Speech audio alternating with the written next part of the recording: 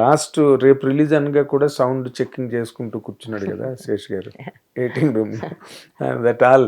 ఇప్పుడు అంటే మీరు అడవి శేష్ ఇంతకు ముందు ఎప్పుడు అటెంప్ట్ చేయని, తను కూడా కల్లో ఊహించుకున్నాడో లేదో నాకు తెలియదు కానీ ఓ మాస్ నెంబర్ ఒకటి గెయిన్ చేశారు మీరు.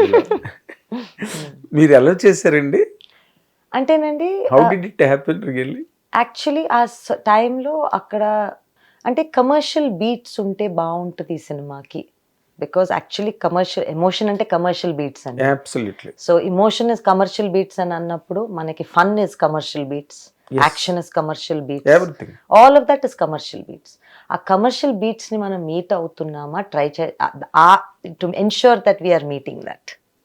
అండ్ అనుకుని ఇప్పుడు నేను అలవ్ అని అంటేనంటే I love song and dance. నాకు భలే ఇష్టం song. I love song and dance. And మన తెలుగు సినిమాకి song and dance is our what we love very much. So దానికి కెన్ వీ డూ దట్ అనేది ఒక అటెంప్ట్ అండి. అంటే ఎక్కడ మీరు కథలో మీకు శాన్యల్కి అండ్ అడివిశేష్కి వాళ్ళిద్దరూ ఒక యూనిట్గా మనం తీసుకుంటే మీకు వాళ్ళకి మధ్యలో ఎక్కడ ఏ పాయింట్లోని ఒక ఆర్గ్యుమెంట్ కానీ ఒక కాన్ఫ్లిక్ట్ పాయింట్ ఇలా పనికిరాదు ఇలా ఉండాలని మీరు గట్టిగా రీట్రేట్ చేసి లేదు ఇలాగే ఉండాలి వాళ్ళ గుద్ది వాళ్ళు అంటేనంటే క్యారెక్టర్స్ ఎలా రియాక్ట్ అవుతాయి అనే దాంట్లో మనం అందరం ఒకరి ఒపీనియన్లో ఫిక్స్ అయిపోతాం. ఇలాంటి పాయింట్లో ఈ అమ్మాయి ఇలానే చేస్తుంది అని. సో ఆ టైమ్స్లో నేను వెళ్ళి ఎందుకు ఇలానే చేస్తుంది, ఇలాగ కూడా చేయొచ్చు కదా, ఇలా కూడా అనొచ్చు కదా, ఇలా కూడా రియాక్ట్ అవ్వచ్చు కదా. I think I was one of, నేను ఇంకొకరి పర్స్పెక్టివ్ తీసుకొచ్చి పెట్టేదాన్ని అండి ఆల్వేస్ టేబుల్ మీద డిస్కషన్స్లో. కానీ చాలా అక్కడ అబ్బూర్ రవి గారు ఉన్నారు, చాలా వాళ్ళ ఆ ముగ్గురు గ్రూప్ వాళ్ళ డిస్కషన్స్ కానీ అన్నీ they are hours and hours and hours అన్నీ you know they work very hard on it. So నేను ఏదైనా వినేటప్పుడు నాకు ఏదైనా అనిపిస్తే మాత్రం చెప్పేదాన్ని. అండ్ అనిపించినప్పుడు వాళ్ళు డెఫినెట్గా they always considered it and నన్ను కన్విన్స్ చేసేంత వరకు దే ఆల్వేస్ వర్క్డ్. అది పాయింట్ అక్కడ. That is your producer. yes so are you convinced with this, are you okay with this? So మీరు ఫైనల్ ప్రోడక్ట్ మీదే, ఇంకా మీ జడ్జ్మెంట్ అని అనాలిగా. అంటేనండి ఒక నమ్మకం అండి. And then it is the work of not one person, so many people. ఒక cinema తీయాలంటే వందల మంది కలిసి రావాలి. అండ్ మనం నేను చూశాను సెట్ మీద ఎంత గట్టిగా అందరూ పనిచేస్తారు. ఏ సినిమాకైనా పనిచేస్తారు, కానీ ఒక సినిమా తీయాలంటే వాళ్ళందరూ కలిసి రావాలి. వాళ్ళందరూ ఒక ఇద్దరు ముగ్గురు మీద నమ్మకం పెట్టుకుని వాళ్ళు వెనక్కి వెళ్ళాలి. And that is the beauty of film. అసలు అంటే మీరు అన్నారని మీరు ఎక్కడో అనడం కూడా విన్నాను నేను. సినిమావే ఎవరు కావాలో ఫైనల్గా చూస్ చేసుకుంటుందనో మాట అన్నారు.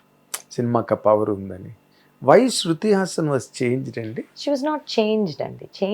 కొంత పార్ట్ మేము బిఫోర్ ఒక 2.5 years బిఫోర్ సినిమా స్టార్ట్ చేసామండి. దాని మధ్యలో కొంతకాలం గ్యాప్ వచ్చింది. G2 also, Goodachari 2 also was shooting at that time. So మాకు దానివల్ల ఆ షెడ్యూల్స్ను ఈ షెడ్యూల్స్ వల్ల మాకు కొన్ని గ్యాప్స్ వచ్చినాయి. సో ఆ గ్యాప్స్ వల్ల మాకు కొన్ని పరిస్థితుల వల్ల కుదరలేదు అంటే అన్వీల్డ్గా ఉండడం వల్ల.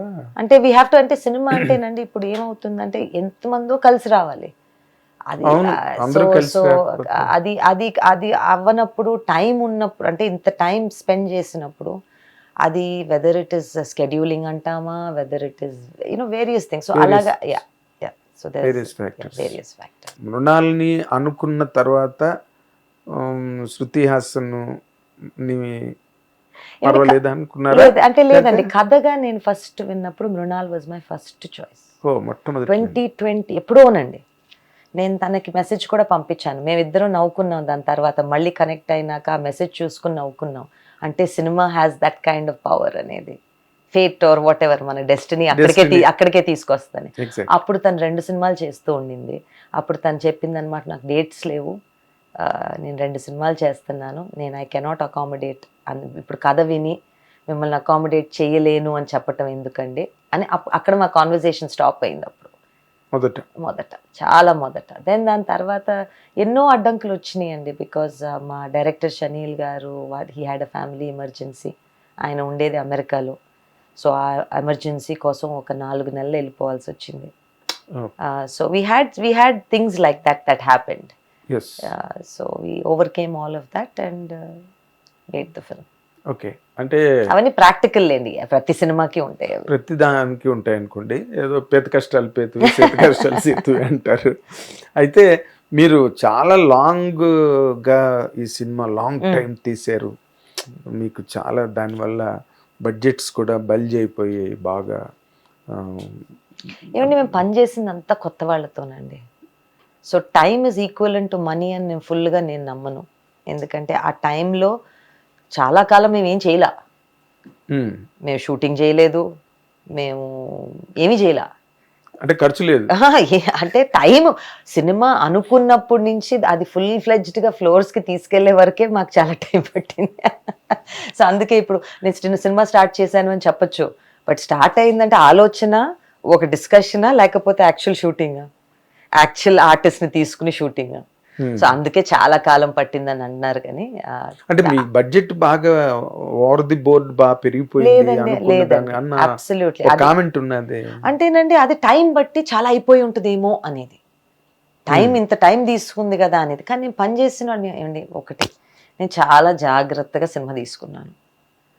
ప్రొడక్షన్లో కాస్తో కూస్తో నసపెట్టో దాన్ని కేర్ఫుల్గా చూసో అందరితో నేను మాట్లాడి జాగ్రత్తగా తెచ్చుకుని జాగ్రత్తగా మాట్లాడుకుని రోజు 7:30కో 7 గంటలకో సెట్కి వెళ్ళి జాగ్రత్తగా చేసుకున్న cinema.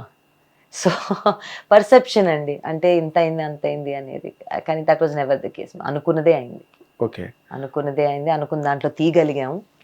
And that I'm very comfortable. ఇది మారల్ విక్టరీయా మీకు ఫైనాన్షియల్ విక్టరీ? బోత్ అండి, both as emotional victory. Because ఒక సినిమా తీసాము, నమ్మిన సినిమా తీయగలిగాము, దాన్ని ఆడియన్స్ వరకు తీసుకెళ్ళగలిగాము, దానికి ఒక అప్రిసియేషన్ ఉంది, దాన్ని హిట్ అన్నారు. ఈ రోజు today the collections are saying it's a hit. So I feel that itself is a victory. One second thing is అన్నీ ఉండాలి. సినిమా అంటే అన్నీ కలవాలి కదా, అన్ని కలవాలి. అండ్ అన్ని కలిసినాయి ఈ సినిమాకి. నేను ఈ మాట అడగడానికి ఒక కారణం ఉంది. చెప్పండి. మారల్ విక్టరీయా ఫైనాన్షియల్ విక్టరీ అని. మీరు ఈ సినిమాకి SS creations, Annapurna studios, Nagarjuna గారు అన్ని టైటిల్స్లో కనిపించాయి. కనిపించినప్పుడు అందరి ఎస్ఎస్ క్రియేషన్స్, యార్లగడ్డ సురేంద్ర గారు అనగానే వెంటనే the most celebrated land mark Shiva గుర్తొస్తుంది. నాగార్జున అనగానే ఇంకో బోల్డ్ సినిమాలు గుర్తొస్తాయి. అన్నపూర్ణ స్టూడియోస్ అంటే ఇంకా అది మహాసముద్రం.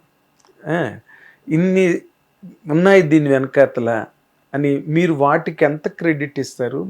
మీకు పర్సనల్గా మీరు ఎంత క్రెడిట్ తీసుకుంటారు ఈ సినిమా సక్సెస్లో? I'm a small part of that big institution. Yes, very small part, but this film is mine. అలా అంటే నేను అందరూ దీని వెనక్కున్నారు అనేది కాదు, అందరికీ సమాధానం చెప్పాలి. లేదు, సమాధానం నాకు ఎవరికి చెప్పాల్సిన అవసరం లేదండి. బట్ ఇది తీయగలిగిన శక్తి ఇచ్చింది కూడా all this establishment. So I have to respect it and I come from it. So that I have to be extremely, అంటే గ్రాటిట్యూడ్ అనేది very small word. Gratitude is very very small word. అంటే మీరు నాది అంటే Dacoit is mine, but I am of that establishment. That's of course. But అవన్నీ ఉన్నా మీరు దాన్ని ఏమంటే మన వెనక్క పెద్దలు ఉన్నారు, అవన్నీ ఇట్స్ మారల్ స్ట్రెంగ్త్ అండి. మనకి ఒక ముందుకెళ్ళటానికి ఒక పుష్ అంతే.